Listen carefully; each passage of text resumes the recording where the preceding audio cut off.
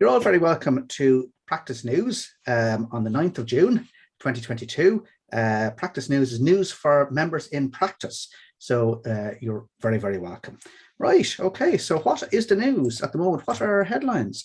Well, we've just published the Practice Matters magazine. It's published online these days, so if you're not getting it, please let us know and we'll try and get it to you.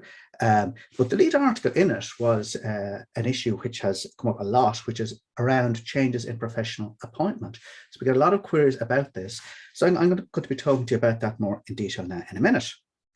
There is a new audit quality management standard out there, which by the end of this year, all firms in practice will have to be compliant with. So we're going to be giving you some advice now in this program about what you need to be thinking about doing now. We'll also tell you, if you're a PQA user, what your route map is towards compliance by the end of the year. So Jeremy's going to be talking to you about that. Jeremy's also going to be talking to you about the Small Companies Administrative Rescue process, the examinership light in the Republic of Ireland. What's new about that? What's new is that we've got additional resources there for you to use. So even if you're not actually involved in insolvency yourself, it's very important to understand this. We're going to have Cronach Lahasi talking to you about tax, and also Leon Doran talking to you about tax in ROI and the Republic and Northern Ireland. And so we're delighted to be able to update you on that. Also, we're going to be talking about the biggest challenge that practices face at the moment and for the foreseeable future, so far as we can see, is recruitment. How do you resource your practice? Talking about training, talking about recruiting staff. So we're going to be talking to Sinead Fox-Hamilton and a practitioner about that. And finally, we're going to be talking to you about money laundering. What's new? There's quite a lot of resources that are new out there for you that we wanted to point you towards. And we also want to talk to you about the latest news about the sanctions, the Russian sanctions. So I'm going to be talking to you about that later on. Now, we can't do it all by ourselves, of course. In order to help us through this, we've guests on. We have Cronach Lahasi on, as per usual. It's delighted to have you, Cronach, our tax and public policy lead, who's going to be talking about tax. We've also got Sinead Fox-Hamilton, our relationship and professional development manager, talking about recruitment. Lillian Halpin, technical manager from the professional accounting team, going to be talking to me about anti-money laundering. Delighted to have you, Lillian. Thank you very, very much. Leon Doran, our Northern Ireland tax specialist. And of course, myself and Jeremy going to be talking to you throughout this. Now, and we're also delighted to be joined by Adrian. I think, Jeremy, you're going to be talking to Adrian, aren't you? I am indeed. Myself and Adrian and Sinead are going to have a chat about recruiting for your practice, and particularly recruiting trainees. Just give you a bit of background. Adrian is a sole practitioner based in Warrenpoint in County Down, so very near Newry. And Adrian would have trained in small practice and set up his own firm about 6 years ago now, about 2016, and it's growing steadily since. And Adrian would have a wide range of clients across Northern Ireland, so the normal hospitality, retail and so on as well. We would specialise as well in cryptocurrencies, and there's some clients as well across the water in the UK. I'm sure as we get more into our conversation later on at about 20 to 11, Adrian will tell us a bit more about his practice. But Adrian, you're very, very welcome to join us this morning. Thank you. Absolutely. Listen, and we're delighted to have you. Now, no harm to now just very briefly say who you are. So this is the various types of people who are on this morning. We're delighted to welcome mainly FCAs, some ACAs, mainly members in practice, some employed in practice, and some members in business. That's the gender split, the age distribution, and as you can see, it is mainly ROI, but with a significant number of people from Northern Ireland and some from overseas. Everyone's very welcome. And of course, it all comes with our usual disclaimer. We are going to be talking about several technical topics. Look, just don't rely on the slides. They're just not the full story. So there. Now, okay, I am now going to talk to you about Practice Matters and our lead article in Practice Matters, which is an article about changes in professional appointment. I say you should have received Practice Matters by now. So it's as I say, if you haven't received it, probably the best place to look is in my account in our website, just to make sure that you actually have checked that the box to say that you want to receive communications about practice from Practice Consulting. So Practice Matters, it's a similar sort of theme to this, only it's in print format, and it covers, a digest of things that you as a practitioner should be interested in. Right. Well, if we're considering, well, what do we get asked in practice consulting? What's one of the most common questions that we get asked? It is, I've lost a client and I'm not happy, or else I've gained a client and I'm trying to deal with the outgoing accountant and I'm not happy with the extent to which they are perhaps not cooperating with me. So what we did in Practice Matters is we drew out a common scenario which we see, which is that the previous accountant hasn't been paid, and as far as they're concerned, if they haven't been paid, they're going to hold on to the books of the outgoing client, or indeed, it might necessarily be the books that they have been working on, and therein lies a problem. So look, essentially what we've said is that it's a common enough scenario, but the reality is that first of all, people say either I can't get clearance, or I haven't, or I'm not going to give clearance for the new accountant to work. And the reality is that there is no such thing as professional clearance. Nobody can prevent a client from deciding they want to leave and to employ another accountant or engage another accountant. The client is free to do that, and the outgoing accountant cannot prevent that process by refusing to give clearance. What you're actually obliged to do is to carry out professional inquiries to close down any risks that there might be there. So that's the letter is that the classic wording is there any professional reason why we shouldn't take up this appointment? And the outgoing accountant isn't indeed obliged to cooperate, especially if there's no other reasonable means by which information can be obtained. And the outgoing accountant doesn't normally charge for that unless there's an unusual circumstance, that they need to prepare information from scratch. So look, that is the crux of the case study that we provided there. And the reality is that it's likely in those circumstances the outgoing accountant is obliged to cooperate, and the incoming accountant is going to obtain the information needed. There's complications if it's a company that's being dealt with, which wasn't the case study. The reality is that if any of the information which you hold constitutes the accounting records of the company, either in the Republic or Northern Ireland, in those circumstances, those accounting records have to reside at the registered office of the company or wherever else the directors want to keep them. So in those circumstances, that's company law, they must go there. So in effect, that means that the outgoing accountant is obliged to hand over a large part of what they might have held. So that, and of course, if it's an audit, there's a further complication that the incoming auditor is entitled, as a matter of company law, or is entitled to any reasonable information that they want, that they determine that they need. So that would generally mean access to the audit files of the outgoing accountant or the outgoing auditor in those circumstances. That's a separate matter. It's not an ethical matter. It's a legal right of the incoming auditor in those circumstances. So as you can see, it's not necessarily nothing very much new in what I'm saying there, but what I want to draw attention to this topic because it does come up so often, and I want to make sure that people are updated on that fact. Okay, so now hopefully that deals with that issue. I'm just taking a quick look to see are there any issues about that. If any sort of points you want to make about that, please do. We'll try and get them by the end. But now what I'm going to do is I am going, and that's dealt with that issue there, change a professional appointment. That's one of the most common queries and was our lead article in that. So there's some points you can read for yourself. And now I'm going to hand you over to Jeremy. We're going to talk to you about some recent guidance that we're after issuing and a number of Indeed, Tonal. Thank you very much. Yeah, it's a topic, change of professional appointment, we get lots of queries on, and that guidance that you have in that final point there, be it the Code of Ethics or that ethical release or 120 and the associated guidance, it is very, very useful. So do please check it out. It's a very, very tricky area, a minefield, some would say.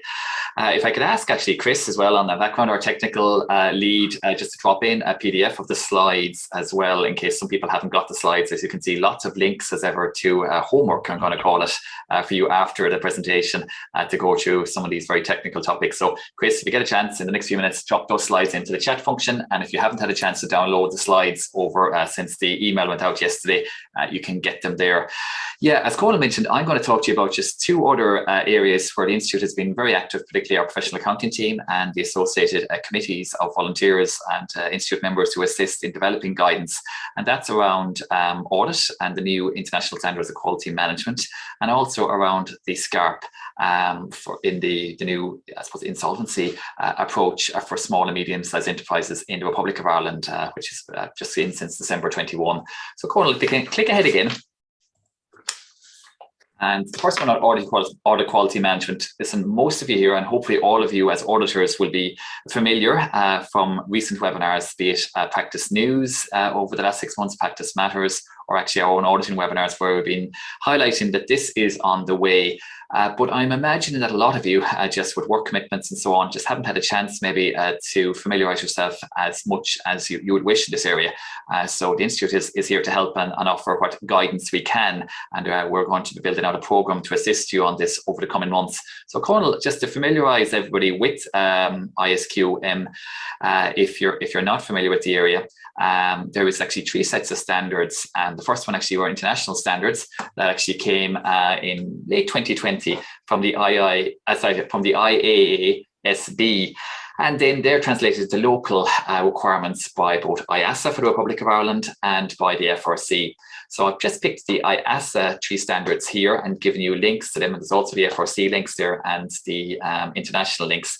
The main actual thing here is that this is all to help and new requirement that there'll be a revised quality management standards for an audit to design, implement and operate an improved system of quality management. The 3 key standards are the international standard ISQM1, which is the biggest one and really all focused on the firm quality management.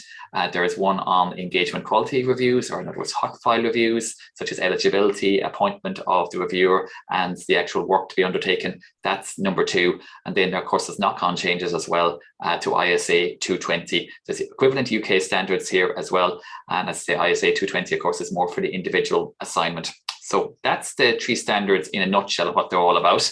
But if you click ahead again, Conal, just to give a quick overview for everybody, what are the key changes? As I mentioned, this is going to be a new quality management approach. The previous system that perhaps a lot of people would have had in place, in small practices in particular, where you'd rely on the ISQC1 template that we would produce as part of our PQAs or other providers as well, and have that as something that you might change a few details on, but not too much, and have it there. I hate to say it, unfortunately, gathering dust on your shelf, but maybe not having it as a living day-to-day document you refer to. That approach, unfortunately, won't work going forward. And it's all here to improve quality management and to cater it towards the requirements and the individual requirements of each firm. So it's all about being proactive and identifying the risks to the quality of the audit and assurance work you do that are specific to your firm. So looking ahead over the coming 6 months, the biggest change is going to be for all audit firms, no matter the size, you're going to have to carry out a risk assessment. And as part of this, you will need to establish your own quality objectives, identify the risks that you face as an individual firm, and then to design and implement the responses. And it's going to be an approach that once you have this piece of work done, it mightn't be perfect by the actual requirement date of 15 December 22, but you're going to keep working and updating it as well. One thing some of you might be familiar with if you've had recent professional standards monitoring visits on the audit side in the last couple of years is root cause analysis. And I often get calls about how do I do this? How do I actually perform this root cause analysis? That's going to be a key feature here. And it really is getting, as the name insinuates, getting to the bottom of what can be the reasons for audit quality deficiencies. Sometimes it's easy just to identify one simple thing, more training, but sometimes it can be bigger causes, such as perhaps that there isn't adequate resources, or perhaps, as I say, poor documentation or oversight, whatever. So it's getting to maybe the third or fourth and the more detailed reasons that are really the overall overall problem of the audit deficiency. So basically here, pushing ahead again, Conal, that's what's the ask. The good news is there is help coming from the Institute and from other sources as well. The first thing here is our Institute Technical Alert, TA 0322. And that was actually issued just in recent weeks. And the whole idea here is to give you, if you're starting out in this process of making your firm compliant for these new standards, is to give you an overview of what's all involved. So the scope, firstly, amongst the three versions, the UK, the Irish and the international, and then an overview of what the quality management system is expected, the 8 components of that. And also then the differences between, they're slight enough, but the differences between the UK and Irish requirements as they've been put into local requirements, and also the guidance that's available thus far from the IASB, a lot of webinars and materials there as well as you can access. And as well as this technical alert, there's also backup Institute web pages. Now, the good news is, as you begin to do this work going forward, every firm will be required to, as I say, put in some work and time to develop this risk assessment and to then keep it up to date. We are, as part of our own PQAs, if you're a licensed holder, you'd be happy to hear, we are going to put out updates here and updated templates and so on, that'll help you take you some of the way towards doing this work for your firm. Also as well, of course, every firm will have to do some work in this area. We are going to have webinars in the autumn as well, so keep an eye out for our dedicated ISQM webinars and our audit webinars on this. And hopefully that'll take a lot of the pain out of the process. But at the moment, if I was to say one thing to you as we go through June here now, it's just to update yourself, and perhaps if you're starting out, to look at the new technical alert, look at the Institute web pages, and look at the IASB guidance as well, and just begin to build up your knowledge and seeing what work you will need to do. Set aside some time for this as well as we get into the early autumn before it gets very, very busy. That's my thoughts and overview on ISQM. Conal, you may have some thoughts on that as well before I move on to the next topic. Yeah, look, I mean, it's something to give thought to. It always surprised me in the past when I saw the type of annual compliance review that you were asked to do that was very much checklist driven. Whereas, you know, if you were doing any assignment, if you were doing an audit assignment, the first thing you do is you sort of think about what the risks are here. So this asks you to do something similar. So asks you to sit back, reflect on what are the risks in facing your practice, what are the controls that you have in place, and how do you make sure that you get it right every time, and to document that and to see, well, where are the gaps and how could we do things better. So it's certainly something to think about. I think it's a piece of work on it. I think it's doable, and I think it's all in the reflection. So look, that's where that's at. Just one other thing, if I might, just to deal with a couple of points that were made. We asked for a bit of feedback. Someone said, think this forum works really well for this type of CPT event. So people are enjoying doing this online, which is great. Someone else asked, were those things not asked in the CA survey this week? And indeed they were. So thank you very much if you completed the survey, and we're going to be feeding you back the results of that in due course. And then somebody else said, a successful CAB lunch yesterday in Belfast, met 2 contacts I hadn't seen for 3 years. I was able to progress a small matter that was prompted to the front of my mind because I met them. Very useful to reconnect people in that context. So there you go. We've got a support there for both the online and both the in-person events, depending on what we're doing. So we're going to keep trying to get the mix right for you. Thank you very much for your comments. Really appreciate them. Now, Jeremy. Conal, I'm back with my second update, and a very quick update here on the SCARP, the Small Companies Administrative Rescue Process, which is for the Republic of Ireland. Again, I'm sure many of you here are familiar with this, but you probably haven't, unless you're in the insolvency area, had much opportunity yet in the last 6 months to delve into it or to be involved in the process.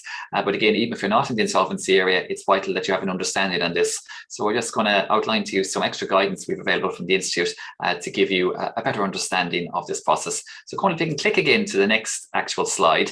If you're not familiar with the SCARP, this is actually something that was put in place, was heralded, I think, probably during the COVID crisis in early to mid 21, and then formally the law came into place in December 21, early December, so about 6 months on the go now. And the whole purpose is to provide an alternative for SMEs, so small and micro-sized companies, to examinership. something that'll be quicker, more cost efficient, and hopefully in most cases won't involve court time and involvement.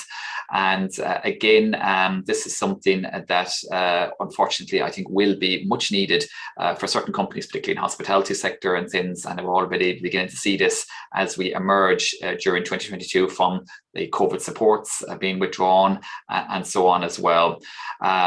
What I'm understanding already, there has been a couple of instances of companies coming through this process, particularly in the hospitality sector, so it is beginning to be used. I don't have a great oversight, and it's something I know that probably Lillian, when we'll be talking, Conal, has worked in this as well, so might get some insights at that stage when you're having the chat at 11 o'clock. But Conal, just to give you some details at the guidance that's available, if you click to the next slide, we have put together a new web page on this, and the whole idea here is to give you that high-level overview of the process itself and the timeline. So everything from appointing a process advisor, the reports that are necessary, and the information that's necessary for the company to provide to the process advisor and their work. The main differences between itself and examinership, it is a form of examinership-like, but hopefully less costly and hopefully more timely. The questions and answers in this area, and there's also been a recently recorded webinar, I think many of you may have been on it back about February time, where we had David Swinburne and Sinead McNamara for Fitzgerald Legal in Cork, along with Lillian Cornell. So if you didn't catch that, a very good webinar and had lots of different questions coming from it as well. We've also put out a technical alert in recent weeks. This is 02/22, and this again here goes through step by step the eligibility process for a company if they're thinking of availing of this, and directors, and the process steps itself, as I say, it's a total of 7, and it goes through if there's objections, what the court role could be in this process. A very good read, very easy read, and gives you a great overview of everything. There's also been a Q&A style document put out through CCAB. You can get that second link there. And that goes through the benefits of the process, but also some of the disadvantages.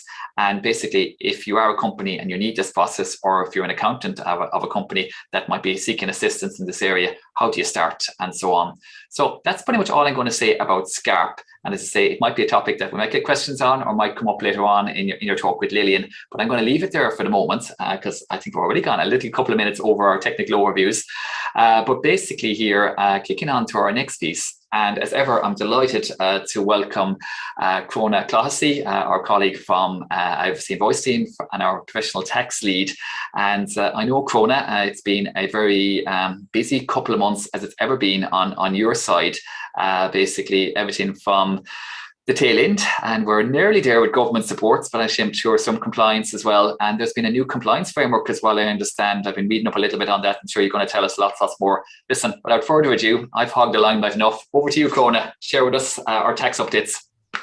Thanks, Jeremy, and thanks, Conal, for having me on this morning. And good morning to everyone. It's lovely to be here again. Can't believe it's been 2 months since we've last seen each other. So I know I have 15 or 20 minutes just to quickly run through some updates on the ROI tax side. I think since we've met, we've had a couple of meetings with Revenue, and we do have 4 meetings later this month. So I think the next practice news, we'll have lots more updates. But I suppose just to start off, you might have seen in tax news, Revenue have launched a pilot return preparation facility. Now it sounds a very complicated name, but basically what it is, Revenue intend to replace Ross Offline over time. So they've developed this new facility called the Return Preparation Facility. So they're looking for members to test a pilot version of the facility and to give feedback in due course. So I know we have members who have registered with Revenue to be testers, essentially. So just to say that if you are interested in doing that, you have until the end of this month to register. You do that by emailing rosshelp@revenue.ie, and you just put RPF pilot in the subject bar. So all that detail is in our tax news. And I suppose just to note, the only return I suppose they're basing their testing on at the moment is the 2020 Form 11. So it is a little bit out of date. So just, don't worry if that's the case. I suppose the whole idea is that they're trying to replace Ross Offline, and they just want to get feedback on that process. So if anyone's interested, just contact Revenue directly, or if you want to come through us, that's absolutely fine as well. You can email tax@charteaccountants.ie or email myself. So that's very briefly on that. Just one point I just wanted to bring to your attention, and I know we've spoke about it at the previous practice this webinar is the new code of practice for revenue compliance interventions. So just to note that that did go live on the 1st of May. So we're, I suppose, nearly 6 weeks into that new code. Revenue did come in and speak to us last month about it and give a really insightful presentation in terms of the changes and the comparisons to the old code. So that's worth a look. The recording is available on our website. Now, Revenue, just to repeat, have reiterated that there's no intention to dramatically increase the number of compliance intervention letters that they're going to send out. They did remind us that they have the same level of staff as they did before. So, you know, we were concerned that they were going to take an opportunity under the code to, I suppose, send a raft of letters. They have promised us that that's not going to be the case. Now, I am meeting with them next week to get a sense of the statistics, just to get a sense of how many letters have gone out. So if any member has any feedback on any letter that they've received under the new code, we'd be delighted to hear about it. But I suppose at the next Practice News webinar, we'll be able to give you a more comprehensive update as to how that's going. Again, I suppose, look, it's new for practitioners, it's new for revenue officials. It will take time to bed down, but any feedback, as I say, will be really well received by us.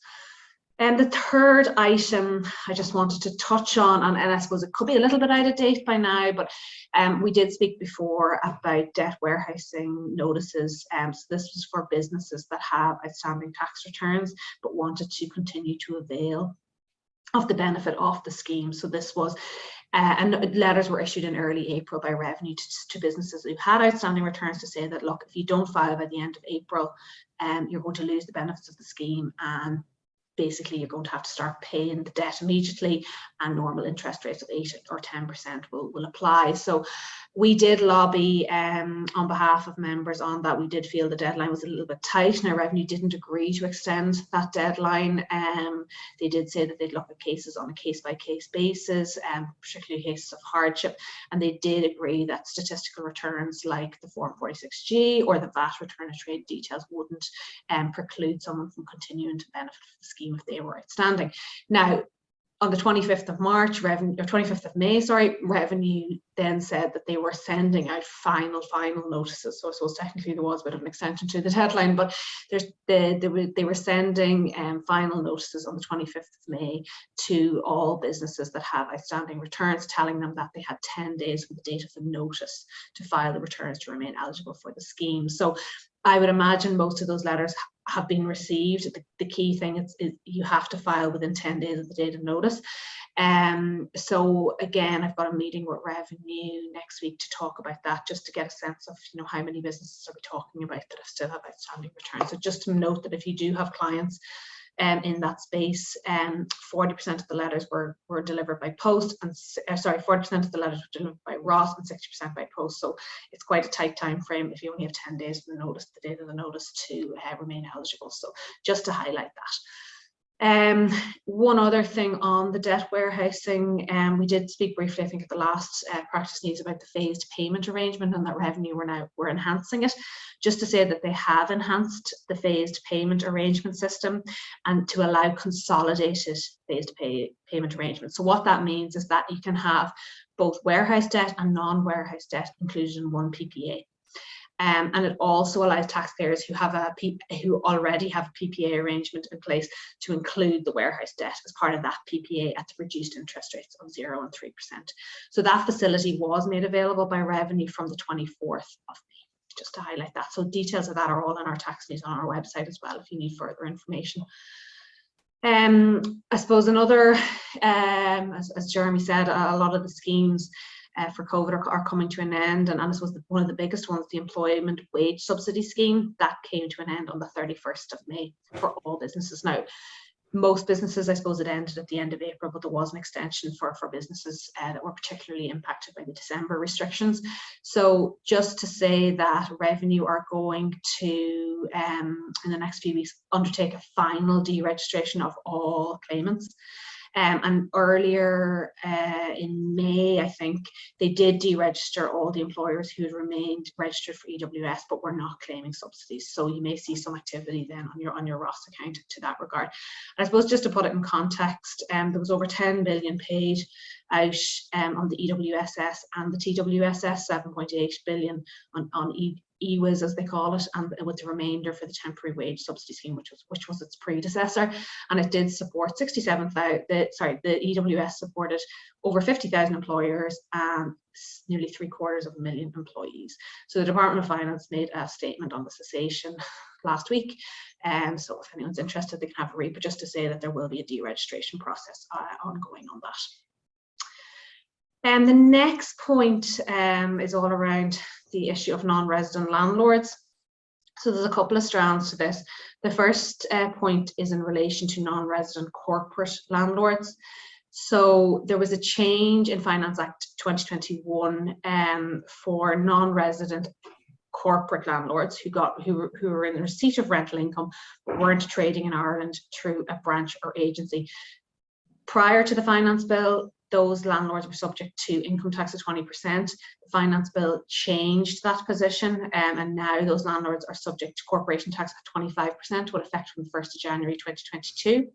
So there would have been situations where these corporates had capital allowances or rental losses carried forward, and obviously with a change in tax rate, you want to ensure that they're not lost because of that transition. So Revenue have just updated their guidance, and there was an e-brief issued last week on this. So just to say that those capital allowances and rental losses were not lost just because the tax basis have changed. So that has clarified, that's been clarified in the tax and duty manual. So it's worth having a look if you have clients in that space or you're in that space yourself. We did cover it in tax news on Monday. So just to say that that guidance is there. The other point, and we spoke about it at the last practice news, was the issue of non-resident landlords, this non-resident individual landlords as such. And the issues that they had in filing the 2020 Form 11 because they may not have appointed an agent or asked their tenant to withhold taxes on their behalf in order to, and therefore Ross has kind of thrown up a problem whereby you can't bypass that screen. You have to tick which option you've chosen, but there has been a practice that has developed which goes against the legislation, which I know is tricky, and you know, practitioners and non-resident landlords found they couldn't file their 2020 return because they couldn't get past that screen. Now last year Revenue did agree a workaround on that to allow or to enable the Form 11s to be filed. We did bring it up again in February with them because, you know, I suppose by the time Revenue communicated I suppose the strict adherence to legislation would have been halfway through 2021, and I envisage the same problem is going to happen in 2021 when we come to file the returns in November, and we have had a lot of members in touch with us on this. You know, the requirement to have an agent or a tenant withhold tax and file or pay the taxes to ensure that there's no tax leakage from the country. It is onerous, particularly for accidental landlords or one property landlords, and obviously it's not helping in the current housing crisis that we're experiencing. So Revenue have just said that, you know, it would require a legislative change if the practice was to change. So we are meeting Revenue again in June to discuss this. Like, we have put forward examples of cases that just doesn't work. Now what they had agreed at the last meeting was to look at it, but in the interim, you know, they were of the opinion that 2021 Form 11s should be filed as is, you know, as if you've correctly adhered to the legislation, which is going to give rise to problems, and we know that. So they said if there are cases that are problematic, you're to contact them via My Inquiry. So look, we put an update following our discussions in a couple of weeks. We will put an update in tax news, and obviously I'll update you at the next practice news. So just to say that that issue is ongoing, it hasn't gone away.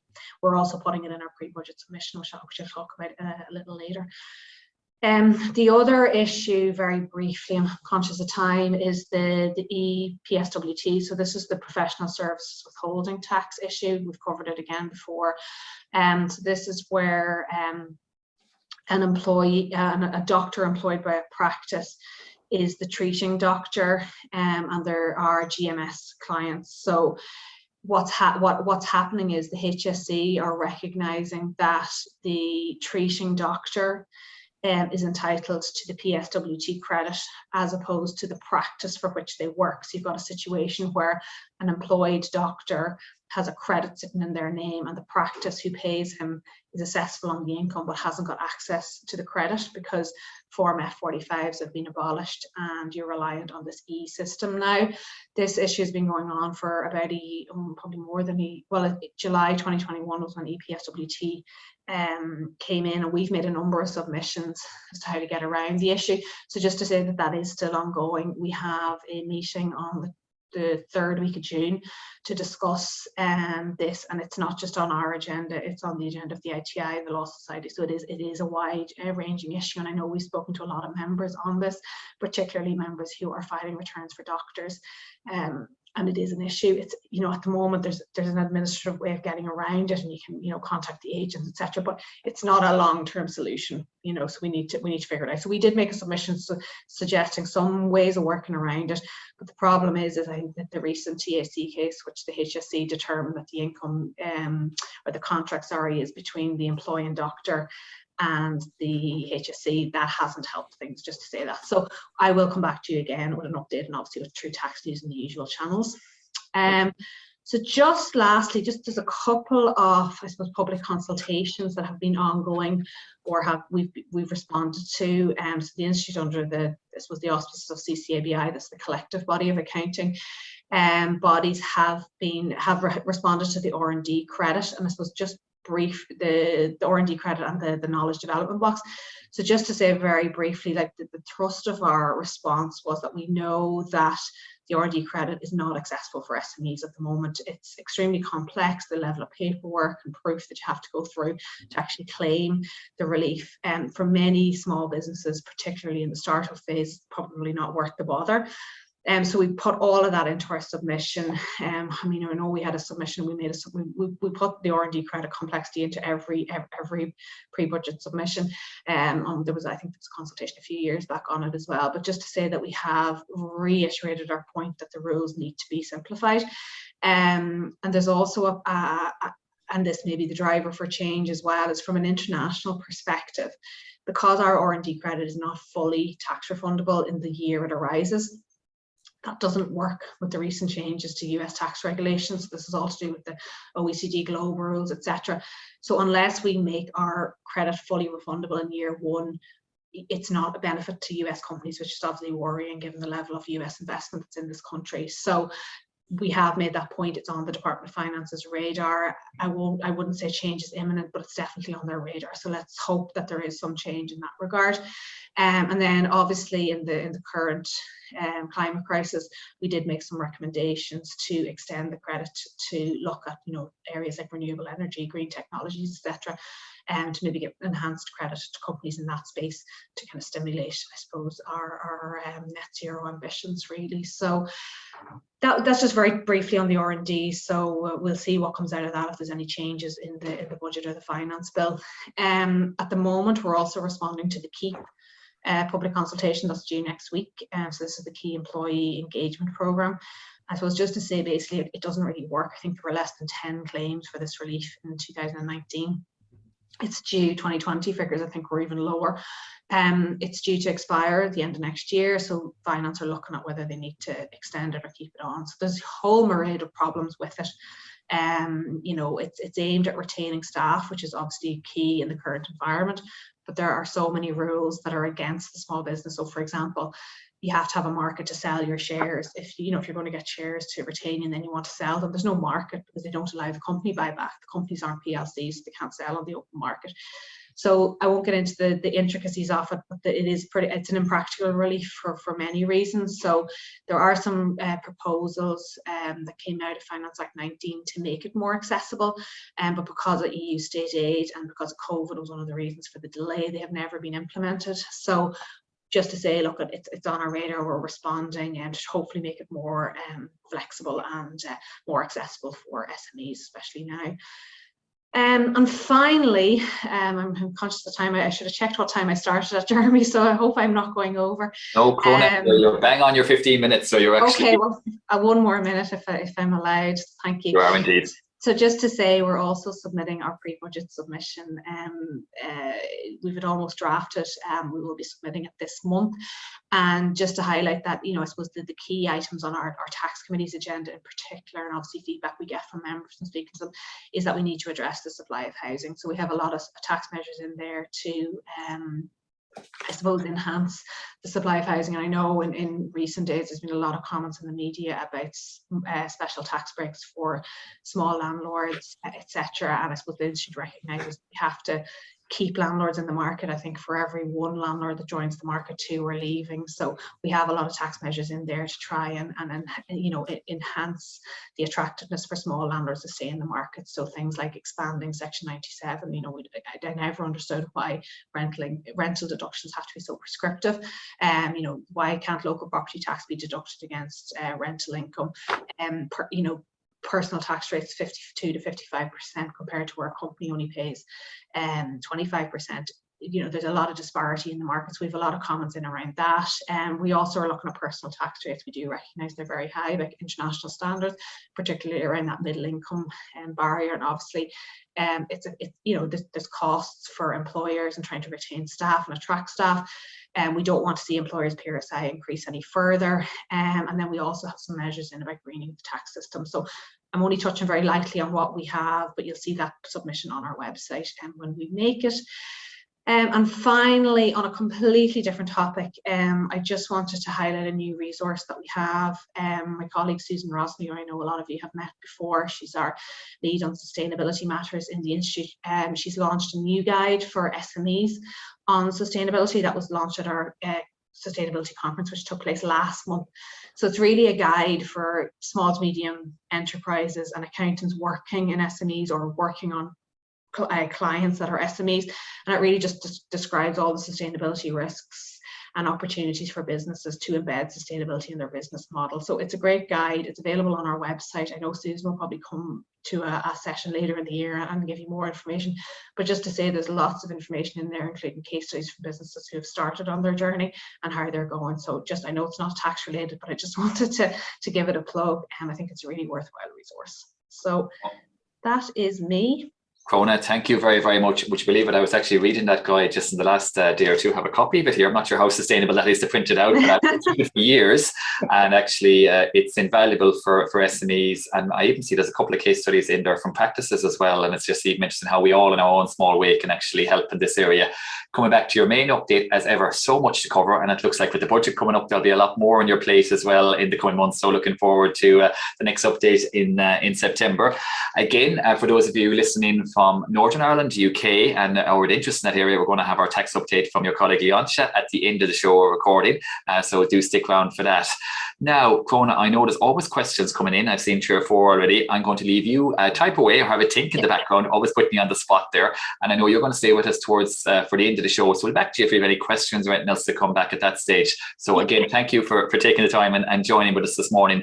Now, before we go on to our next segment, myself and Sinead and Adrian, we're just actually going to have a minute or two just to set ourselves up and so on. So we're delighted to actually have a message from our sponsors, Accuvest, Damien Cooper, who I'm sure a lot of you will remember from our last practice news in April. And I think, Chris, you have a recording there too that you can run for us.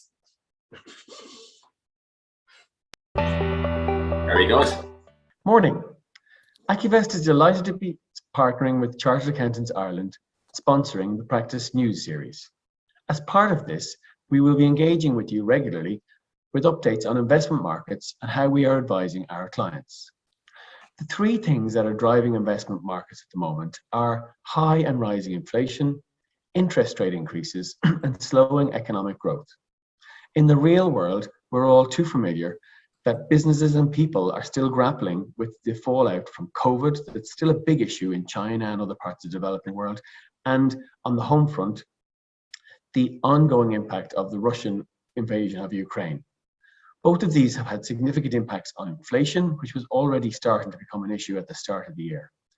In response to that, central banks such as the Fed and the ECB have started to talk about and implement interest rate increases, which has led to bond yields starting to go up, From an investor perspective, that means that holders of those assets have suffered losses in those assets significantly.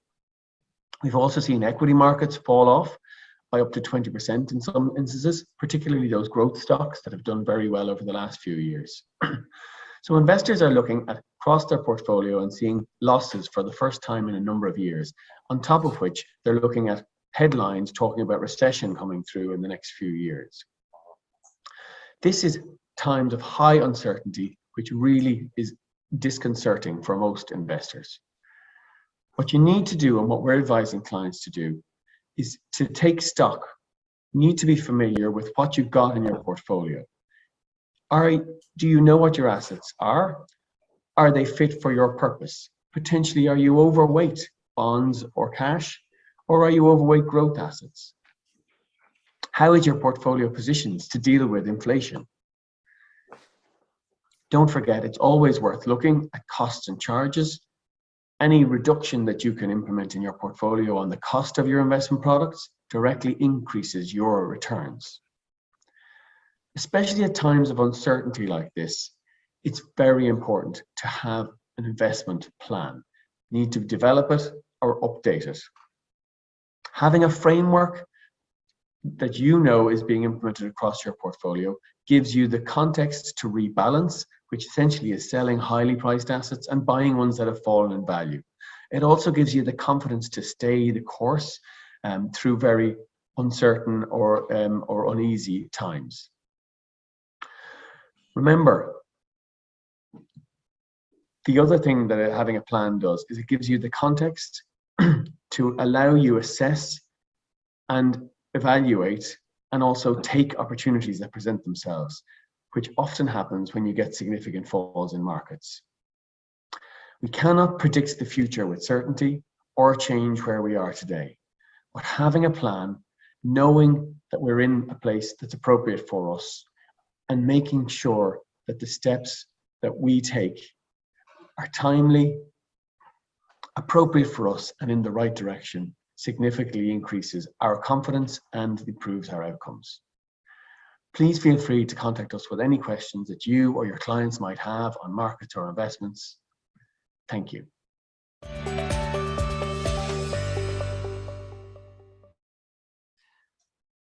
And thank you, Damien, for that very useful update. Actually, just to say to you guys, I regularly check out the Institute and the AccuVest website as well. And I know they actually have just a new release about it's called Markets in 1 Minute. It's always very informative if you have any interest in the stock shares or just the general economy, and very, very useful.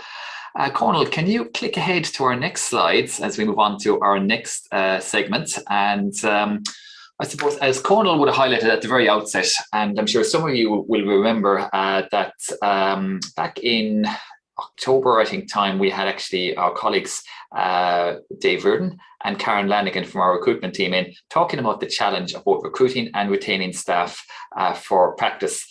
I'll be honest, it's probably the number one challenge over the last couple of years, and seems to be only intensifying in any practitioner I talk with. Yeah, winning work and doing work, and the whole COVID crisis has been a big challenge as well, of course, but definitely is one of the key ones. Again, this is a particularly timely, I suppose, time of the year as many firms look ahead to recruiting for the autumn and the winter period. And of course, the actual trainees for any practice are the mainstay of the practice. Well over half the staff for a lot of practices, even small practices. So we decided for this edition to focus just on hiring the best trainees that you can for your practice.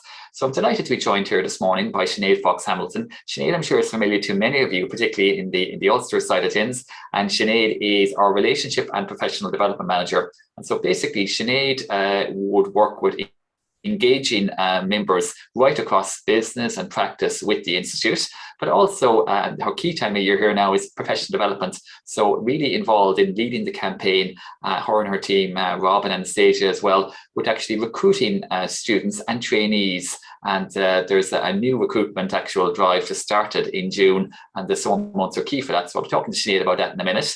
But also as well, I'm delighted to be joined by Adrian. As I mentioned at the outset, Adrian is a relatively new practitioner based in Warrenpoint, County Down.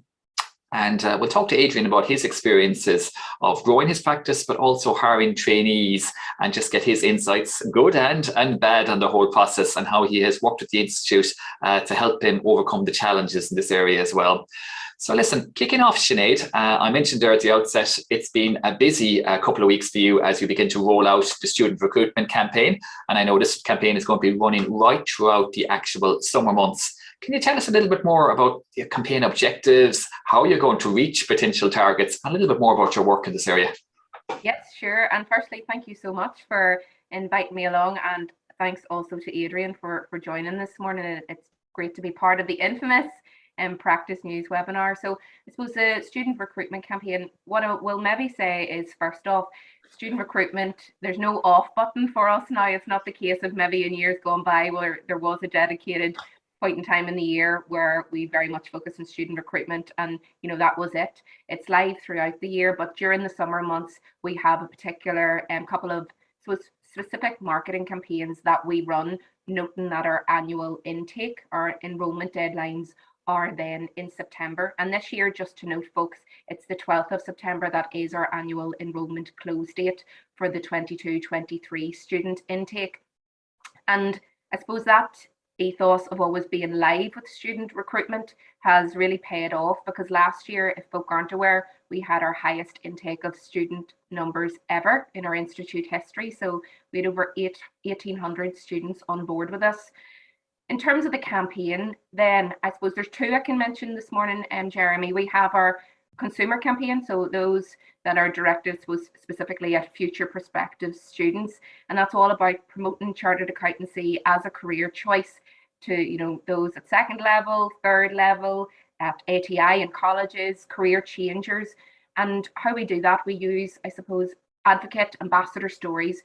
We've learned through the last couple of iterations over the last, say, 5 years, what works best for us when we are trying to showcase chartered accountancy. It's real life people, real life stories, real life experiences being shared. So we have a number of advocates that we've built up a bank of over the last number of years, and we highlight their journeys, and we have different content and assets then that we build up on those guys. And it's all centered around that theme of difference makers. So that's a theme we borrowed from Chartered Accountants Worldwide and Chartered Accountants Australia and New Zealand. And it's all about the fact that the skills that you gain as a chartered accountant really is a difference maker to you, your career, and really what you can do in the economy, in your workplace. And in terms of where you will see the marketing, we have a number of paid campaigns that will run on digital. So they'll maybe even pop up in your Google feed as you're Googling over the summer. They'll be on social media, and you'll maybe hear things on the radio. There'll be direct email marketing, and there'll be press and media coverage as well. And what we do through that is also promote our career hub, become a chartered accountant.com. So that's a go-to, and whenever we are out and we're talking face-to-face, when we're running any of our events, that's our go-to landing page, our showcase hub for students, prospective students wanting to learn about the career. So become a charteredaccountant.com, very simple. And on that, we have advocate videos. We have also got a number of useful assets there in terms of narrated presentations, flyers. You can download a PowerPoint presentation. Maybe you are doing a talk yourself in your old school, your old college, whatever it might be. You can download various assets there. So that's the consumer side. And then quickly to mention as well, the business side, we have a B2b campaign, which is brand new this year. And we will be showcasing ACA training to employers and digging a wee bit deeper and actually bringing case studies to life for you. So we've got a number of employers that we've profiled, and they will talk about their experiences of training with Chartered, how that's working for them, the choice that they have made, given that there is two pathways. So there is the traditional training contract, folks, which most people are familiar with, but there's also the flexible route, just to mention. So we've invested in putting together a new asset on explaining the difference in that, and that will be going live on the website very soon. And so you'll start to see a video which breaks down, because sometimes people just maybe don't understand the intricacies of those different two models. And that will be available on becomeacharteredaccountant.com/employers. So it's just a spin-off page of that original showcase hub. And as I say, it will house all the content then from the employer's point of view. And then just lastly to mention, Jeremy, there's a couple of other activities that run throughout the summer. We have a series of open days virtual open days. They will be dedicated for both ROI and NI, and they start the last week of June and run every third week. So we'll get 4 of those open days, and it'll be myself or my colleague Anastasia in the south talking through what the ACA programme is all about and bringing in a guest speaker to talk about, I suppose, their experience of the programme. And we take questions, and that's open to anyone who's interested in chartered accountancy. We'll also run our recruiter event. We recognise recruiters, I suppose, are at the coalface of dealing with candidates interested in chartered accountancy.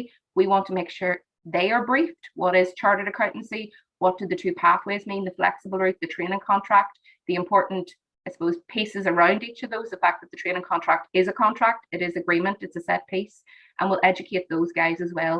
And then very lastly, just to mention, the Instagram Careers Hub is really, really popular for them. So that is Institute page on Instagram _careers. So you'll find a lot of content there, and I know we'll touch on that a little bit more later on, but just to note that that's a really important forum. Social media, our followers in the last 2 years have grown 720%. So we cannot, I suppose, not acknowledge the importance of social media in our activity as well. Indeed, and actually, yeah, social media is vital, I think, in reaching out to the new generation, particularly of, and they will be your candidates here for traineeship, and that is a massive growth. So very well done. I actually flicked onto the email notice and the campaign notice there, actually, but basically with relation to the student recruitment campaign, and it's a very, very impressive page, and I know it's actually running in front of the actual website as well, as I say, so that's actually a very good one to actually go to. I know as well that on that, the actual, particularly the practice community and small practice community is something that's very much a key actual focus, and I know you have a lot of videos there as well, as you mentioned, from practitioners and from everything like this, and this leads in nicely actually to my chat with you, Adrian, as a relatively new, as I said, formed it just 6 years ago in Warren Point, and basically, I know you would have been, after a couple of years, probably looking at actually growing your own practice, and I presume you looked at the different options, hiring qualified, hiring trainees, and so on. So tell us about, I suppose, we had a good chat, I think, last Tuesday with relation to your practice, and it was very insightful for me. But it'd be great, I suppose, to hear your insights in relation to initially setting up the practice, but also then decision to hire trainees and how you've got on with that.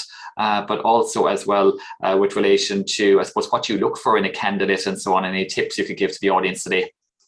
Yeah, well, I suppose when I set up the practice, I was sort of doing the double. I was working in industry and trying to build a practice on the side, and it got to a stage then where one started outstripping the other. So I moved away from industry. Wasn't a big fan of industry overall anyway. Just preferred the variety that came with practice. And it's just that typical thing of gradually growing it over time, and then getting to almost a tipping point where, you know, new clients were coming in the door all the time. So I needed premises for them to come in that door, first of all, and that was then with a view to taking on staff. I went through the full IATI route, then on to chartered. So I kind of knew, you know, what to expect from it. I knew that it was a very good way of, it's very good grounding in accountancy for someone that comes from zero to come into it. So that was my sort of preferred route. In Northern Ireland then as well, IATI is now an apprenticeship, which has certainly, I think, helped its visibility. It means the schools are kind of talking about it more to people that are school leavers. So I basically approached the local technical college about becoming an employer through that scheme. In terms of getting candidates, then they kind of do all the legwork for you in that regard. They get all the CVs. They send you, here's all the applicants and a CV for everybody, and you pick and choose who you want to interview, and then get them in and interview them. For me, a CV gets you in the door because it tells me nothing more than you can learn stuff. And that's, for the most part, that's the basic requirements. Thereafter, it's personality. I'm a terrible interviewer. I think I just sit and sort of have the crack with somebody, you know, and just as if you're chatting to them in the pub, and it could, because at the end of the day, you're going to be spending 40 hours a week with that person. So you really have to get on with them. And you can tell a lot, I think, about someone's kind of drive, ambition, determination, just from chatting to them and asking them, you know, where are you in 10, 20 years? What do you want to achieve? And I don't come to it with any assumption that, you know, I want to be there working for you in 20 years time, because that's not the job market today. I always sort of say to anyone that would take on, my job is to get you wherever you want to go. And if that's here with us, I'll certainly do that. If that's, you know, if you want to become CFO of a large firm, well, I can skew the training that way so that you get more exposure to that. So that when that opportunity does come up, I'll be your biggest advocate for that. I'll hate to see you leave, but it's not on me to try and, you know, stifle your career for my benefit. I'm getting what I need out of the trainees. They're coming in, they're learning, they're doing the work, they're engaging with clients, they're hopefully enjoying it. And, you know, for me, that's almost the be all and end all. You have to enjoy coming in the door and doing the work that you're doing. And to that end, you know, for me, culture is the biggest thing in any company. And I know it's almost become a little bit cliched, and it's talked up a lot. A lot of people talk about having a great culture and maybe don't follow it through. But for me, it's something I definitely want to protect as the firm scales and grows, and it becomes harder to protect as the firm scales. But it's kind of it's the operating system upon which the firm's gonna, you know, operate. Indeed. And actually, one thing I know in our chat there last Tuesday as well, of course, and one of the big challenges everyone asks me is, look, how do I actually get in front of these candidates, potentially to actually young students or whatever it may be, to actually show that I'm looking for a candidate such as them, and to basically sell myself. And I know with relation to, you mentioned the IATA, the technicians, and that can be a route, as I say, into actually training as a fully qualified accountant, as you did, a chartered accountant, as you did yourself. But also, I know you worked with Sinead as well for actually hiring trainee chartered accountants into your practice. And I know such things as even just getting out there and visiting your local schools and colleges and social media, and basically putting across the idea that you're a nice place to work, that you're a proactive firm, you're a young firm, and give them the idea that this is a young, vibrant practice. And even just some of the things, the sectors you've worked in, such as cryptocurrencies and different things as well. Listen, as I say, I know that Sinead, you actually would often work, as I mentioned, with the videos where practices selling their story about how they are the place and the employer of choice that candidates should be looking at, school visits. There's probably other things that you do as well, and that you have done with Adrian and with other practices as well, to just help people to get their message out there that they're looking for candidates and to reach them. There is indeed. There's a whole host of different things that we can offer, Jeremy, and all free of charge, of course. So there is the training vacancy page, just to mention it up front. So that is one of the most trafficked pages on our website. It's a jobs listing board for live ACA training opportunities, and you can have a spot on that. And it's a page that we highlight at every opportunity when we are out interfacing and showcasing the profession. So there's that to mention. And then in terms of social media, then, as I mentioned, the growth in that space for us, the Instagram careers page for Chartered Accountants Ireland is a really important channel. And we've developed a number of showcase series there to give members and indeed trainees as well, I suppose, an opportunity to showcase themselves. So series, just to mention, there is the Chartered Career Chat series. That's where members can come on, share their journeys, and indirectly, that's a way, I suppose, of showcasing even just your firm, yourself, the type of culture that's in your place of work as you talk through your journey and really inspire the next generation. There's the trainee diaries. That's where you actually appoint some of your trainees to come on and share their experiences. What is life like? A day in the life of, life at your firm. And they are really popular. They probably get the highest number of views because people at that age really want to know from the horse's mouth, what is life really like? And then the other one is the Employer Spotlight series, where we bring on representatives from the employers to talk specifically about the live training opportunities. So that can be someone from the business, it could be someone from HR, and they can bring along a trainee if they want, and they can sort of tag team the responses. I give everybody the information in advance. It's done with myself. It's an interview piece. There's a structured question list, but it's all very casual. It's a bit like this. It is a conversation. We can do a wee bit of coaching beforehand. You know, if in front of the camera isn't your normal cup of tea or you're not comfortable, we make it all very relaxed. And it is intended to be that natural conversational, candid piece that lands the best over those sort of uber polished corporate pieces. You know, you could bring out a media team and you could polish it up within an inch of its life, but actually people are used to that sort of influencer type marketing now, where people are walking down the street talking to their phone. Now, don't worry, I'll not be stopping you as you cross at the traffic lights or anything like that, but we'll do it just in a sort of a Zoom setup, a team setup, get you recorded, have a conversation and plug those out on our channel. And as I say, our follower growth is really strong, and that can be in partnership then with your ad that sits on the website as well. And just to mention, you know, we're actively out at second level, third level, at colleges. I'm doing talks all the time. There's opportunities to bring along guest speakers. You know, Adrian has been very good along the way, and we've had a nice tag team when we're up and around Newry and that, schools and the colleges. And that works really well, that sort of guest experience piece, and bringing along people to share their, I suppose, their first-hand knowledge. And we do that for the open days as well. And Adrian as well has been a willing volunteer. So if you're making yourself known to me, I know if you're, you know, you're happy to talk at these things. And then just to mention, like the relationship management team, we're here, we're across the island. I look after sort of Dublin, half of Dublin and anything north. My colleague Rob, who looks after the other half of Dublin and anything south. So we have a dedicated point of contact for our practice, for all our employers indeed, to escalate any matters that are maybe non-training related if it's not in our wheelhouse, but there to support you very much with trainee recruitment. And then the last thing maybe to mention, Jeremy, is the incentive scheme.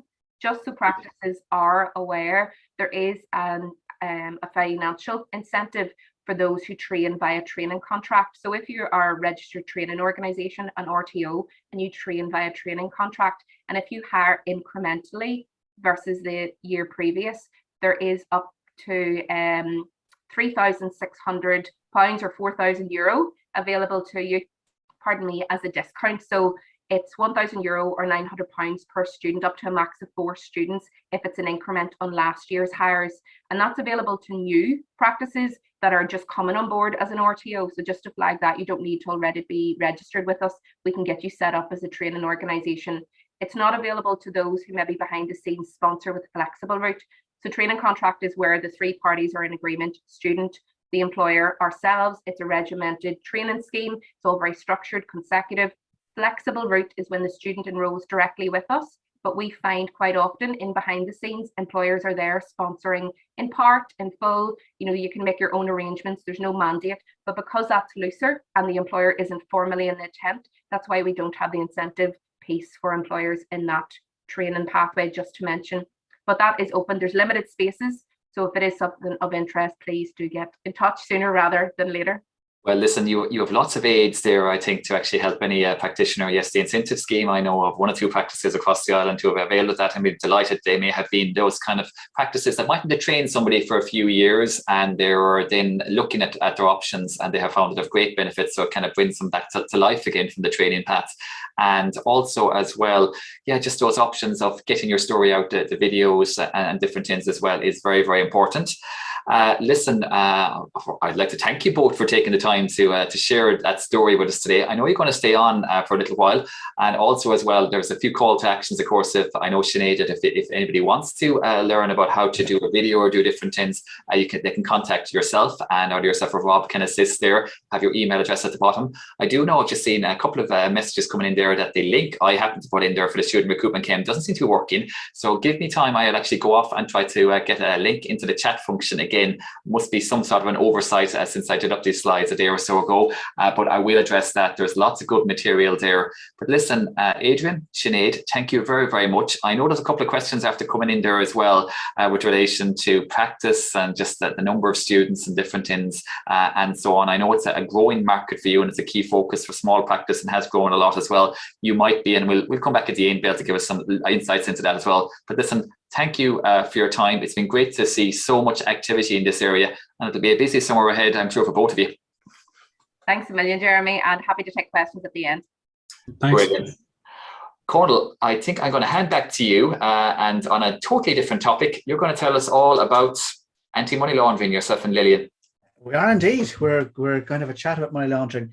Just before we get to that, someone's asked a question about the 10-year rule for auditors, where a sole practitioner particularly has been audited for 10 years for a client. I'll answer that after this session. I'll attempt to answer it. But now, delighted to welcome Lillian Halpin onto the show. Lillian, you're very welcome. Lillian is a solicitor by profession, but she is a technical manager now with Chartered Accountants Ireland in the professional accounting team. And you're looking at a brain. You look after a range of briefs, but the particular one we want to focus in on today is anti-money laundering and terrorist financing, and what we are doing to support members stay compliant. It's an area where there's a lot going on, Lillian. Yes, there is, and Colin and Jeremy, thanks very much for giving me the opportunity to come on, and it's my first time, so yeah, thanks to come on and tell you about the new resources that we have. I've been working away in the background for a while, so a few new things have come online in the last couple of months. So yeah, we have. I'll just go straight into it. We have in our technical hub, we have a new link now to money laundering, anti-money laundering web pages, and so there's new resources there for designated persons, for the practitioner. I'd say the most important of them probably are the ones on supervision and the reporting requirements, and then there's links to the main legislation that applies. So we've got links there both for the North and the Republic of Ireland, so for England and Ireland.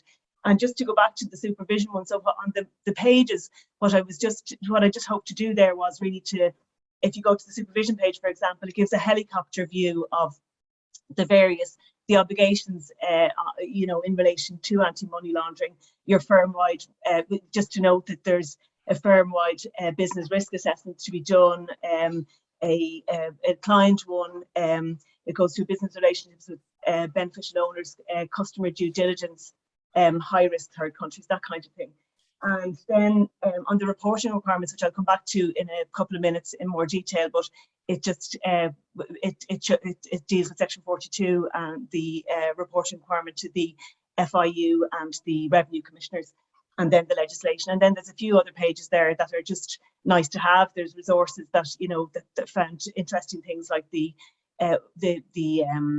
there's material from the Financial Conduct Authority of the UK. There's risk assessments, all that kind of thing. So that's the web, the web pages there. And so we've also been busy in the last really late last year, and then it kind of came to fruition earlier this year, the technical release, which was there since 2019, but with anti-money laundering directives 4 and 5 that needed to be updated. So that has been updated and released by us. We had a very diligent working group that worked away on doing that. So the technical release has new sections on it to deal with the 4 and 5 AMLD. We've revised the beneficial ownership section, for example, and dedicated a new section to beneficial ownership. And there's other updates like the suspicious transaction reporting, for example. We've got good material from the FIU, for example, so we've included that there as well. We've also just had a resource that we have published recently. We were working with the FIU. We were in a joint practices group, the Institute. There's a couple of us in a joint practices group with the FIU and the main accounting, other main accounting bodies like the ACCA, and we did. There was we got together and there's a red flags money laundering, anti-money laundering. So it gives case studies, and look, it's not the gospel, but it's a training document, and it's a useful document to have a look at, to see in particular scenarios what kind of things that you should be looking at, and what kind of things you should be considering. And we've had some user feedback on that, user commentary on that. So I'll be having a look at that and taking it to whoever I need to take it to progress that possibly. And then also to mention that in the UK as well, that the CCAB the accountancy bodies in the UK have issued their finalised UK guidance for the accountants. It was in draft since 2020 and it's been approved by HM Treasury. So that's been reissued there recently. So there's a link to that on the slides there. Also just wanted to mention, just in the context of, anti-money laundering obligations, and it's useful for the practitioner to know that there's the professional standards issued their annual report recently enough, and one of their appendices is on anti-money laundering supervision, and there's actually a good little summary there of common issues that they identify on their quality review visits in relation to anti-money laundering: not documenting their firm-wide risk assessment, your policies and procedures requiring improvement, ongoing customer due diligence not carried out on clients, verification of identity of clients not carried out, up-to-date AML training not undertaken. So I'll be coming back to that in a few minutes, but it's just to know, I mean, I think that if you look at those, and if you look at what we have on the website, you look at the TR for a deeper dive into what the obligations are, you should have a good bit of information there in order to help you to fulfill your obligations in the anti-money laundering sphere. Absolutely, yes. And I was taking a look around at those resources, quite a lot there. So I suppose if I'm a practitioner, for example, and I'm saying, well, what do I need to do here? Well, first of all, I mean, obviously you've got to have a set of procedures. But as you're applying those procedures, you're wondering what the issues that come up, and very often people would ask me about this issue or that issue. But this is a resource just to look in and get an understanding of what's behind it. And what's really, really helpful in all of these is the case studies, which bring it to life, really. One, I mean, the red flags document is actually quite interesting, because very often when you read any sort of technical material, it's written by a technical expert in a particular area, and they sort of zone in on one particular aspect, which is useful in itself, but it doesn't give you the full picture. Whereas that endeavours to sort of go around the various pieces of legislation that impact on you and all the various reporting requirements. Now, as you say, we have it feedback on it, so there might be an updated version of it coming. I'm not sure on that particular one, but I think in concept that document is really super. And also the UK guidance there. Once again, they go into a lot of case studies there. The only thing is, I would say the UK guidance is great if you're in Northern Ireland and you're applying it, that's fine. But in the UK, it is a simpler situation, especially around things like professional privilege. When you're deciding, well, I have privilege here, I don't have to report. It's much more straightforward in the UK because you don't have Section 59 and Section 19 reporting in the UK, which we have here, which is almost layered on top of anti-money laundering reporting. And I think neither of those two documents has any concept of privilege in them, as far as I'm aware. Anyways, Lillian, you might have an insight on that particular one. Well, we did actually. It was something that came up in the working group on privilege, and there's a small amount actually in the TR, our own TR on privilege, but we felt, having gone around, the house on it, it's a tricky enough legal area, and if you do need to do it, you need professional. We came to the conclusion that it wasn't really possible to capture it in, adequately in a document that dealt with lots of different things. So there is a small amount on it, but you do need. I think you need to get more specific advice, maybe if you are in that situation. Absolutely, and I'm looking at the UK guidance. I think that there's some case studies there which are, and sometimes these case studies can be quite definitive, but you really wouldn't want to therefore take that definitive statement within a case study and say, oh yeah, that's going to apply to me. It seems to me that it's always more complex. Yeah, I think you have to. I think that they're great. The guidance is great, but you do need to be aware of your own particular circumstances, and whatever nuances are there as well, Absolutely. So it's a super resources there. It's great work. Just looking at particular questions. I mean, if you look at the beneficial ownership requirements, as I understand, you can't use the information within the RBO as a basis for customer due diligence within. For the purpose of doing customer due diligence in itself, is that?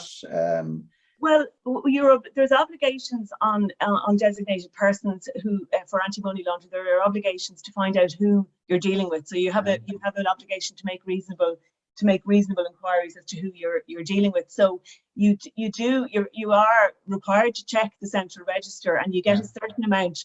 Now the FIU and other entities, depending, there's a couple of different registers, and I can mention them briefly. But the enforcement authorities get unlimited access, but the person who's looking for the purposes of checking up a client, you are to check for in the RBO if it's a company or an industrial and provident society, or the trust register, which is run by the Revenue Commissioner. So there's limited information that you can get, and you are to check it and to cross-check it against the internal registers.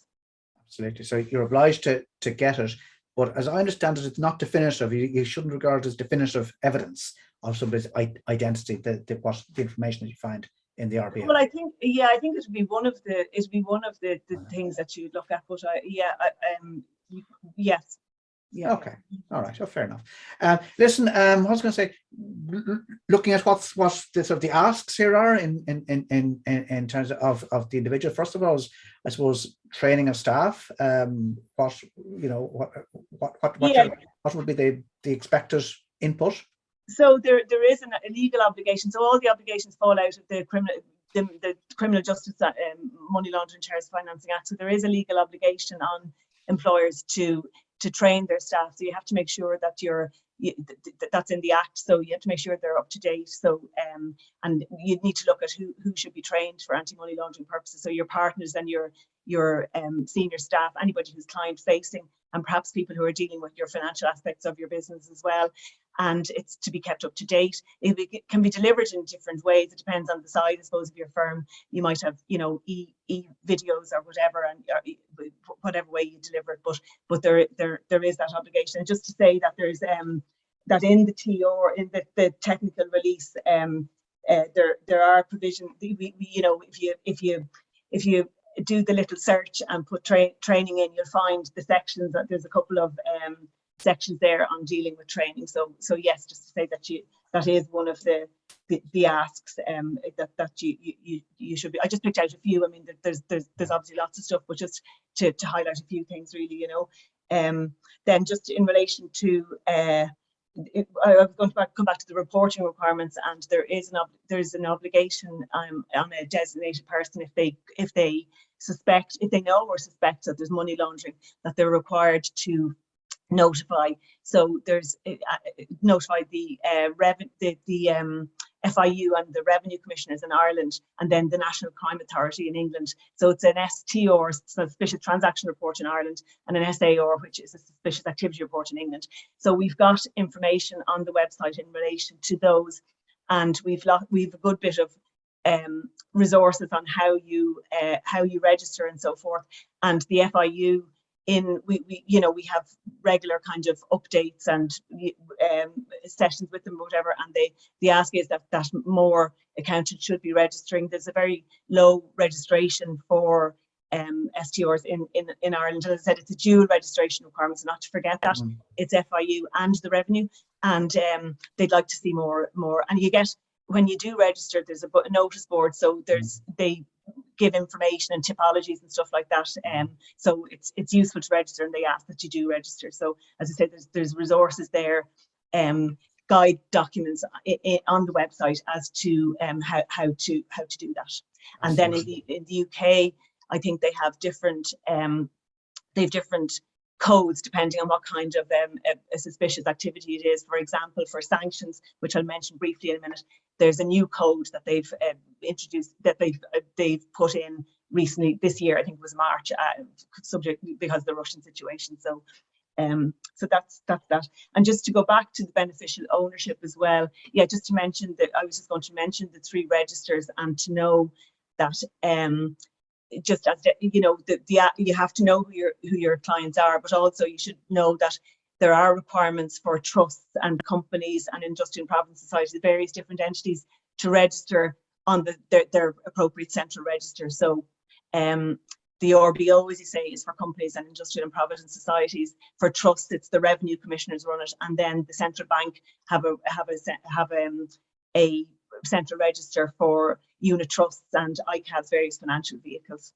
So absolutely. So just to make sure for any given client, you identify which register they should be on, and you ensure that they have actually complied with their obligations there. Yeah. So that's very, because it was a big push on for companies a couple of years ago, but now just to make sure, and these other categories of clients are actually properly registered. Absolutely. Okay, so that's that. Now you mentioned there's been announcements regarding sanctions against Russian entities and the Russian state. Don't just run us through in the two jurisdictions, United Kingdom and the EU, I suppose, which is what we're following here in relation to that, Lillian, because it's yeah, sure. So the sanctions, well, just to say generally that when the Russian situation and Ukraine situation developed, the institute launched a website. So we do have a website with and the CCAB and CCABI both issued joint statements about it, which gave some useful information. So that's on the website along with other information that we've been finding and keeping up to date with. So we have kept it up to date. The sixth round of sanctions took so yes, Ireland, the Republic of Ireland takes its sanctions from EU law, and then the UK under its own it has the Sanctions Act and this new Economic Crime Act that they introduced there just a couple of months in the last couple of weeks or whatever. So we have that resource there, but just to say that the sixth round of sanctions came in, it was last Friday, and they've so in the EU they've imposed the imposition on prohibiting providing directly or indirectly accounting, auditing, including statutory audit, bookkeeping or tax consulting services, or business and management consulting or public relations services to the government of Russia or legal persons, entities or bodies established in Russia. So we will be getting information out to members. We're just making some inquiries. Unfortunately, it isn't particularly well drafted. So it's not particularly clear the date that it's to start from. So we're working in the background to find out as much as we can, because members will obviously have questions. So we're working in the background on that one, and just to say that's come in. And then in the UK, my understanding, Liz Truss, the Secretary of State in the UK, announced in May that there were going to be sanctions on accountants in Russia, but there hasn't been anything publicly since. I gather that they're working in the background on that. So I would expect, I don't know, I don't have any inside information, but I'd expect that the UK, now that the EU have their sixth round have come out with this sanction in it, that they'll probably work alongside as well. They won't want to be kind of left behind. So that's just a personal opinion, I presume. So what I'm saying is I presume that the UK, that we will have some more information soon on that accountancy one. But to my knowledge, anyhow, just as of today's date, while they may be working away into the background, that it hasn't come into force yet. So. Okay. Well, I mean, it seems to me that we need more clarification. A lot of questions there. It seems to me, for example, it doesn't cover specific, if you have a client who is a Russian national, as such, isn't necessarily covered by those sanctions. For example, and once again, we don't have clarity to the best of my knowledge on how you deal with a situation where you have, say, an audit ongoing or an audit imminently about to start.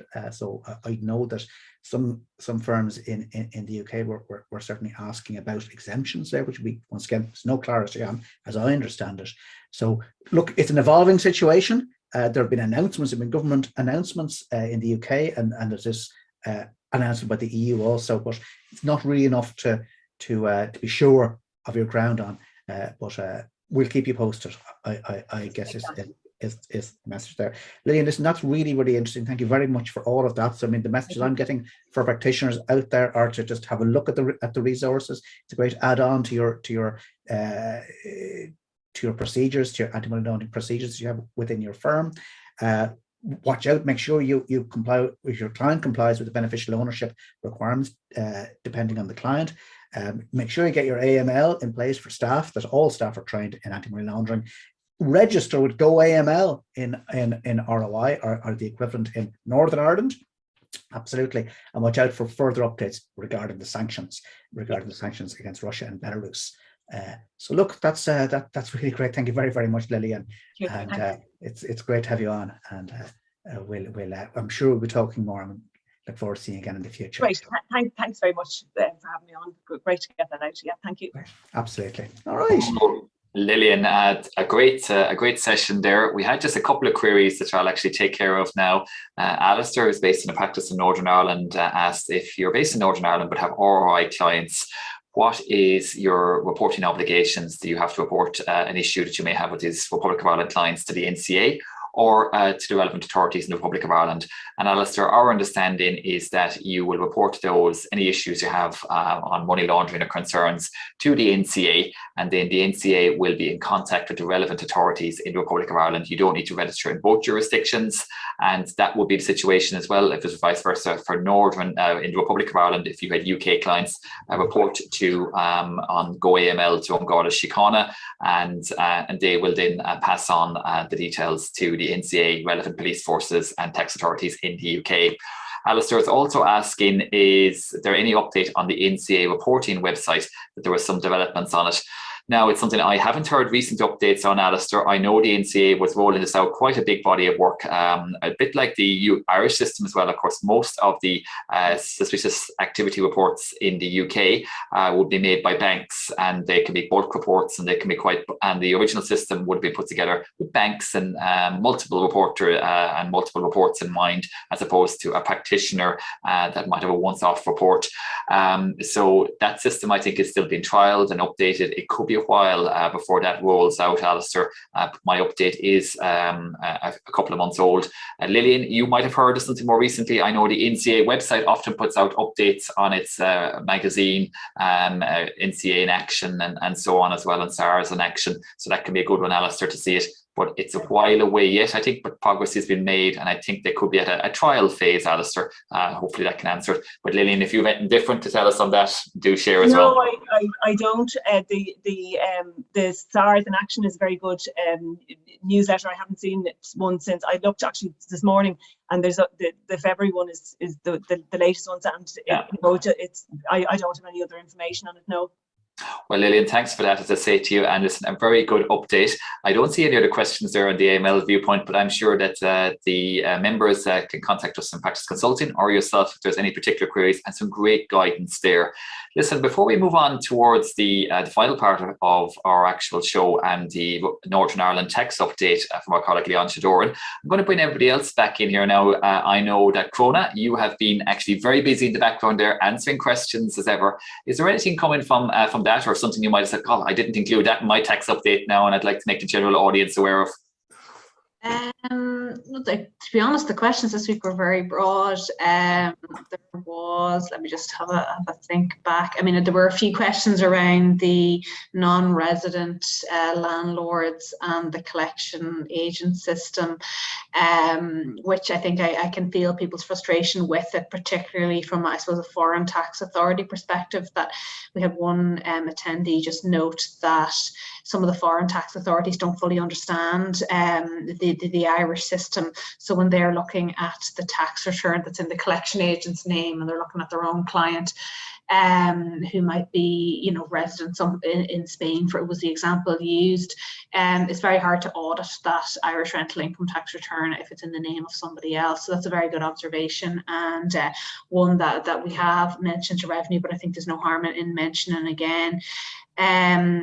The other point, I suppose, just, and I suppose an extension of that point was, you know, it is a big responsibility on a letting agent or an accountant to accept responsibility to file someone else's tax return, essentially. So that has been raised with revenue on several occasions. But unfortunately, when you're dealing with a legislative, I suppose, legislative basis, revenue will just say, well, it's up to finance to change it. So just repeat that it is, all of these issues are part of our pre-budget submission, and we will write directly to finance on it as well, and it is on the agenda for our meeting with revenue at the end of the month. So they were the main things. I mean, there was a couple of other very specific queries, which I don't think they won't benefit anyone at this stage, but just to reiterate, we will update members using tax news, any updates that we have from revenue will all go through there. So just keep an eye on that. Issues on Monday. So thank you. Indeed, make sure you're signed up for tax news is always my advice in that area. It's an invaluable resource. Any news on a Friday as well, and you always get constant updates. So thank you very much there, Crona. Listen, before we go to Leontia, Sinead, I know you've been busy as well with relation to sorting out our link, I think, which dropped temporarily, I think, but now is back up in action for becoming an accountant. You may have further thoughts, or I'm not sure, Adrian, there as well, as I say to you, on just some of the issues we covered there. I know there were some questions to you. Yeah, sure. Yes, folks, the links are in the chat now. If they drop out, it is because we are currently in the midst of popping up new content at the minute because we're at the front end of the campaign, but rest assured it'll always go back online. And just to mention, I did see a question around, I suppose, the numbers coming through, say the small medium practice arena. We're actually seeing the most growth in that space. So interestingly, as I mentioned earlier, we had our record-breaking number of students last year. Within that, there was a 22% uplift in those students coming through small and medium practice. So that is where the growth is at the minute. And a couple of reasons maybe to mention for that. The programme is more accessible than ever. You know, things are online. So no matter what region you are in across the island, you can study the programme. It's not the case of now you need to be close to an education delivery centre in one of the cities or one of the major hubs. There's the flexible route, there's the training contract. People are understanding those bring with it different obligations, different circumstances to suit everyone. You can break it down in the flexible route if that suits a candidate better. And then I suppose we're more active at promoting chartered now at the various stages of people's education life cycles. Indeed, even out just to general career changers in the market. So more consumers are coming wanting to study chartered. So that's a win for anybody that's, you know, happy to sponsor students through chartered. And I suppose just to maybe sign off for myself, if anybody would like support, even just a non-obligation conversation to understand things a bit more, I am only too happy to help. If you want to get involved in any of the channels, you want to feature in some of those series, I'd be delighted to include you, because that is my role, folks. It's a mix of showcasing the profession, supporting employers, and then on the professional development side, just to mention, I'd be remiss not to say, if you need support on the CPD side, I also support even with in-house delivery of general staff training. So more than happy for you to reach out, and my email is in the chat, folks. And Adrian, if I was to ask you, I'm putting you a bit on the spot there, what would be your one final tip? I know you gave some great insights there with relation to both technicians and hiring accountants, and also working with Sinead and trainee accountants. What would be your one tip to practices who say they might be struggling and even struggling to get their message out there and to be heard against the competing industry, looking for trainees and also bigger practices? Yeah, well, just actually on what Sinead was saying there, but the growth in trainees in small practice, it's unsurprising to an extent. We found a huge surge in business as a result of COVID. People were coming to us with the questions, the queries: how do I claim these grants? How do I keep the doors open? You know, I think in the year after COVID fully kicked in, we pretty much doubled our business, you know, in a pandemic, and it was because we were doing good work with existing clients, and ones that were struggling then, you know, would come through the door. For anyone looking to hire, I mean, some very, very practical things. If you're trying to get the attention of people in their late teens, early 20s, putting an ad in the local newspaper isn't going to do it.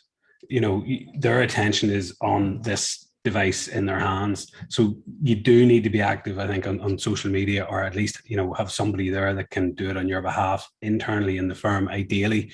And then aside from that, it's the same way that you get clients. You do good work for clients and they recommend you to somebody else. If you treat staff well, train them well, develop them well, you know, I just find that you get A, better retention, and B, anyone that does move on to bigger and better things, they walk out the door with a smile, a handshake, a thank you for everything, and they're happy to refer you to anybody else that comes along that's looking a job or an accountant. So it's just about, over and above anything else, be a decent person and you'll be a decent employer. I think that is great advice to say, both on how to reach the new generation of workers on the social media side, and also to say, yeah, mind your staff, and they can. And I was actually down with a practice in the south of Ireland a couple of weeks ago, a long established practice, And they were saying to me the amount of work they get from people who might have left 20, 30 years ago now for them, and referral. And that's something, I know it's a long run game, but you're right. If you treat your staff well, okay, they might leave, and that's the nature of practice, but they will give you benefits in so many other ways. So do remember that as well, as I say to you. Listen, Adrian, it's been great to have those insights, and thank you, Sinead, as well. Back to you, Conal. I know we're running a little bit over time to get to Leontia's updates and so on, but you may have some thoughts as well.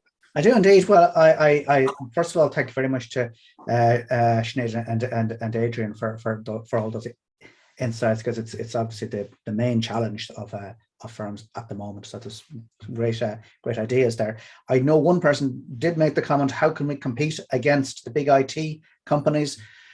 Look, there's always challenges out there, but I mean, as with you running your firm, it's what can you do to maximize your opportunities, and I think it's important to stay positive in that sense.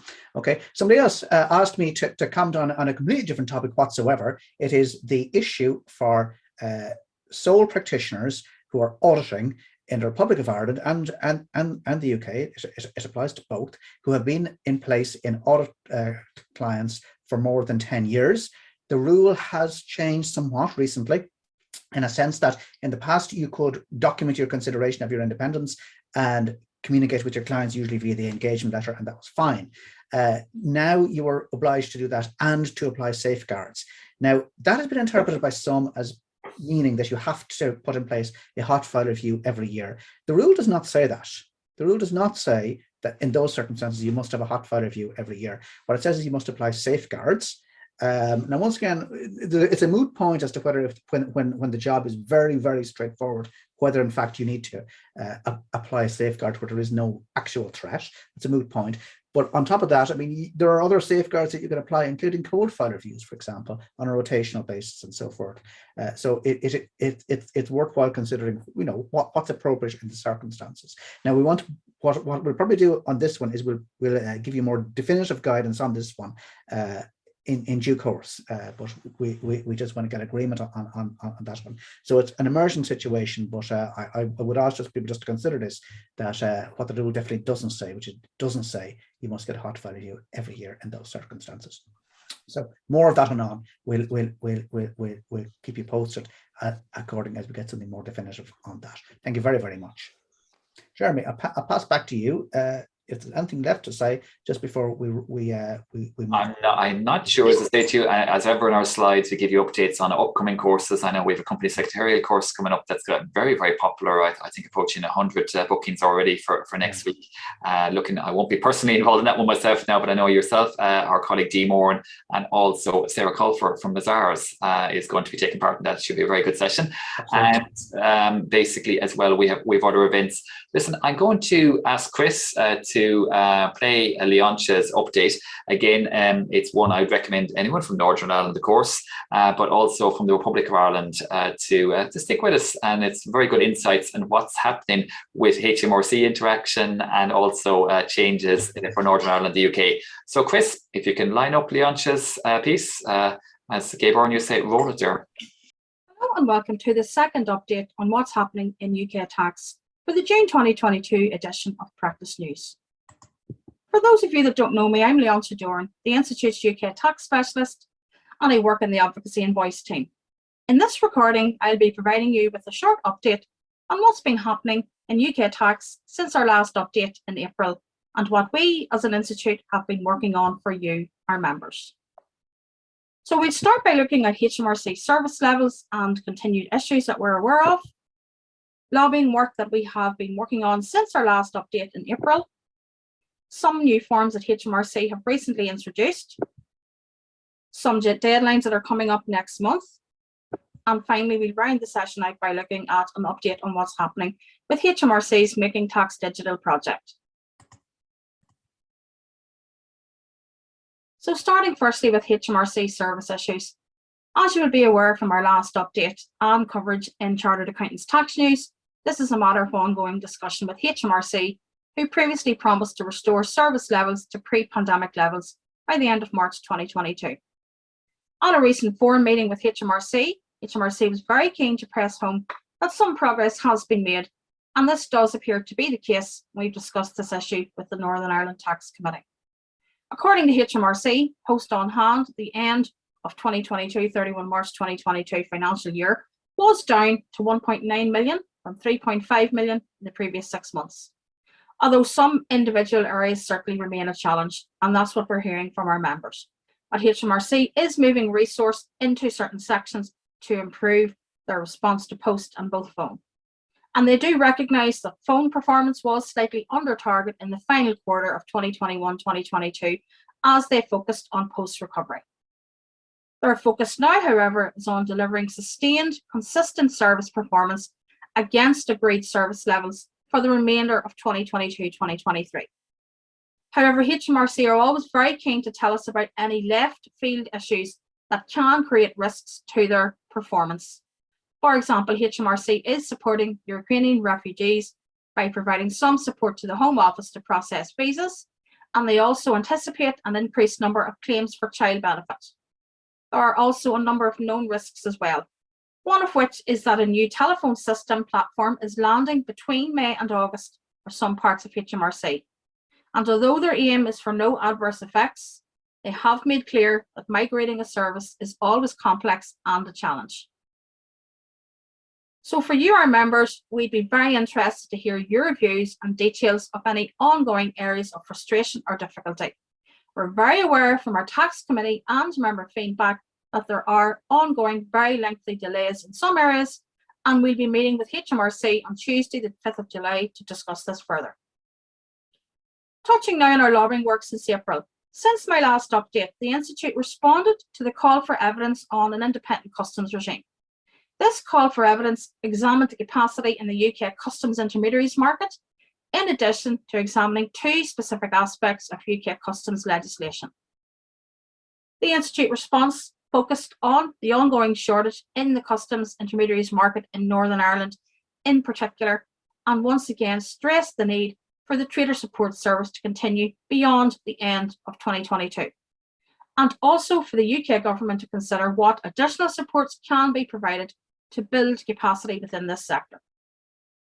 Our submission also stressed the importance of ensuring that when changes are made to the UK customs regime, such as the ongoing migration to the Customs Declaration Service, which is due to be completed by the end of March 2023, that it's important that businesses and taxpayers are given sufficient time to prepare for any future changes, both in terms of assessing the specific impact on their supply chain, but also in the context of having sufficient time to upskill and train staff appropriately. From a compliance point of view, we also stressed that it will be critical for HMRC to allow for a period of soft landing to allow any changes to bed down. The Institute also represented members' views at a recent HMRC forum meeting in the context of EU exit, including the first meeting of the Domestic Advisory Group, a new civil society group which is considered to be an important consultative body that has been established to put forward views to the government on the implementation of the Trade and Cooperation Agreement.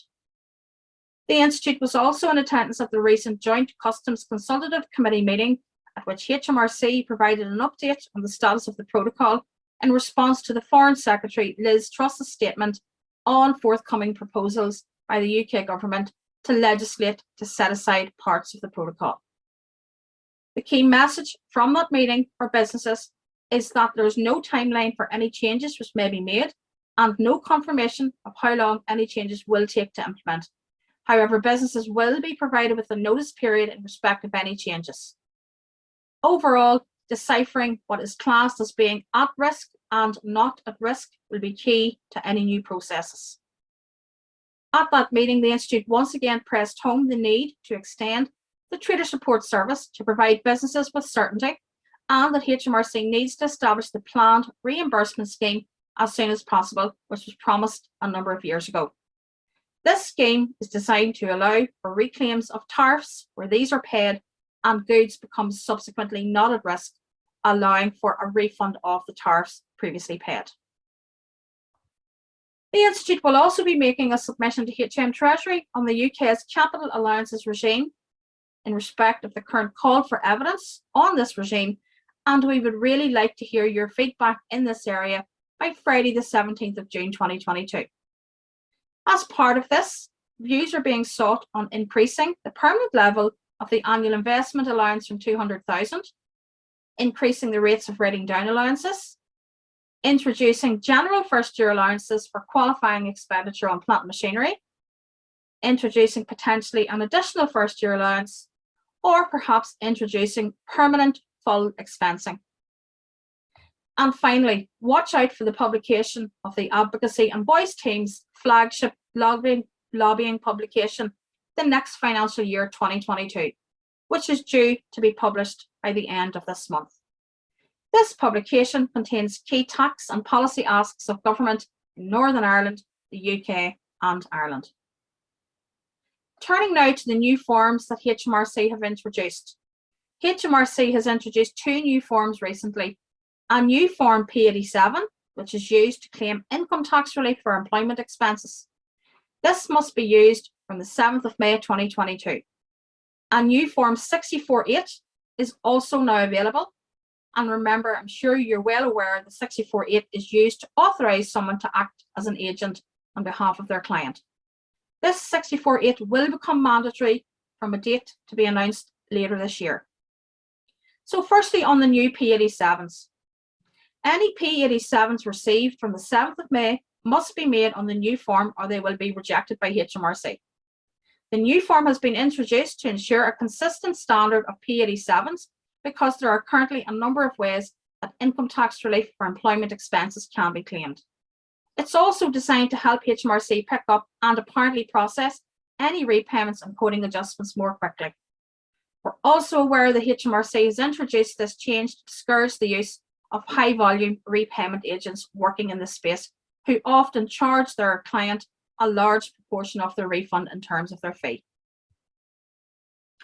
From 31st of March 2022, in terms of the 64.8, agents and taxpayers are encouraged to use the new form 64.8 to give authorization for them to deal directly with HMRC on the taxpayer and client behalf.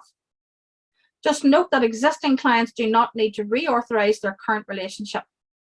However, the old form 64.8 will be phased out, as I mentioned, from a date to be decided later in the year from the autumn, and HMRC will confirm this date closer to the time. After this date, once it is announced, HMRC will only accept the new version of the 64.8 agent authorization form and will reject any authorization requests sent using older versions of the form. Therefore, we encourage use of the new form 64.8 as soon as possible. It's primarily designed to improve data protection and also allows taxpayers to state which tax regime they want agents to access on their behalf. The form also includes new guidance for taxpayers on how to fill in the form correctly and what data they are specifically agreeing to share with their agent. Turning now to the deadlines coming up next month in July. From the 6th of July, firstly, remember that the National Insurance Primary Threshold and the lower profits limit for Class 4 National Insurance will each increase from the current level of 9,880 to 12,570. Are you someone who completes expenses and benefits returns? Or do you complete online filing for employment-related securities returns? Remember, you have an important role to play in making sure returns are submitted on time and by the 6th of July deadline of 6th of July 2022 for 2021-2022. Of course, any payments that are related to this must also be made on time as well. Note that HMRC has recently confirmed that it has decommissioned the non-digital end-of-year expenses and benefits service for small businesses by withdrawing the interactive PDF. However, HMRC has told businesses that they can use HMRC's PAYE online service for this year's returns. The position in respect of next year's returns is to be confirmed. HMRC's PAYE online service allows submission of expenses and benefit details for up to 500 employees and can be accessed using the same government gateway details. So here's a quick reminder of key deadlines next month. 6th of July 2022. This is the deadline for submitting all 2021-2022 P11DB and P11D forms. And remember, the employee must receive their copy of the P11D. 6th of July 2022 is also the deadline for reporting 2021-2022 annual return in respect of any transactions that are in the context of employment-related securities, with the 19th of July 2022 being the deadline for non-electronic payment of Class 1A National Insurance for 2021-2022, and the 22nd of July being the deadline for electronic payment of that liability. And finally, to save on administration, don't forget to consider PAYE settlement agreements where relevant. For 2021-2022, you must agree these with HMRC by the 5th of July 2022, with any payments falling due payable by 22 October 2022 if you pay electronically, or 19th of October if paying by post. On our final topic here, making tax digital. In respect of making tax digital, we continue to press HMRC on the need for a soft landing for making tax digital for VAT in respect of the mandation of these rules for the smallest businesses from April 2022. What's been happening since we last gave you an update? Well, HMRC firstly has been sending a second round of letters to businesses with turnover less than 85,000 who are required to meet the conditions of MTD for VAT from the 1st of April 2022. A third letter will also be sent this month before the 7th of July VAT filing and payment deadline. HMRC is also in discussions regarding closure of its online VAT portal to encourage MTD for VAT to take up by this population. Turning now to making tax digital for income tax. In terms of the project in the context of income tax self-assessment, this is still due to commence from April 2024, with HMRC still due to publish their roadmap, setting out when different taxpayers can join the trial. The Institute does continue to press HMRC on the very low level of exemption from MTD for income tax, which is currently still sitting at turnover of £10,000. And we also continue to discuss members' concerns in respect of this significant change, including the lack of available software. And finally, last month, the Chancellor announced a new windfall tax of 25%, known as the Energy Profits Levy. This levy applies to the extraordinary profits of the oil and gas sector arising on or after the 26th of May 2022. The EPL is temporary and will be phased out when oil and gas prices return to more normal levels, whatever that is. The relevant legislation will include a sunset clause which will remove the tax after 31 December 2025. Just note, of course, that this recording gives a flavour of key changes. I thoroughly recommend that you keep up to date with all the latest Irish, UK and international tax developments through Chartered Accountants Tax Newsletter, which issues every Monday. And finally, we'd love to hear from you. My email address is there for you to get in touch at any point. We very much would welcome feedback on the capital allowances consultation that I mentioned, but also in respect of HMRC service levels. Thanks for listening and take care. And we'd like to thank Leontia for that very detailed update as ever. Hopefully, and I see we have a good few people still with us on the webinar. Hopefully it's given you some insights, be you based in Northern Ireland, of course, or the UK, but also from the Republic of Ireland, you have clients in that area. And I know Leontia will be back with us again in the autumn for further updates. Conal, have we any further questions after coming in? I don't think we do, Jeremy. I don't see any. So I think we're at the end now. So listen, but I suppose we'd better say thanks to people.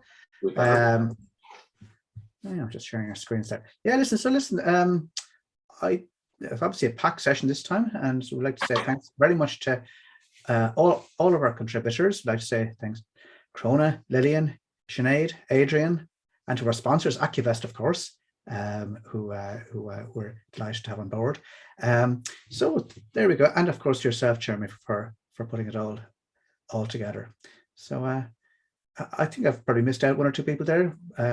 We always forget poor Chris in the background, and I've taken another 15 minutes of his life, and he's going to have to edit all this as well. Chris, thank you. and also to all the CPD team, to Linda, Paul, Emma, and even other people out of the CPD team as well who help us on putting this together and just generally getting the bookings in and so on as well.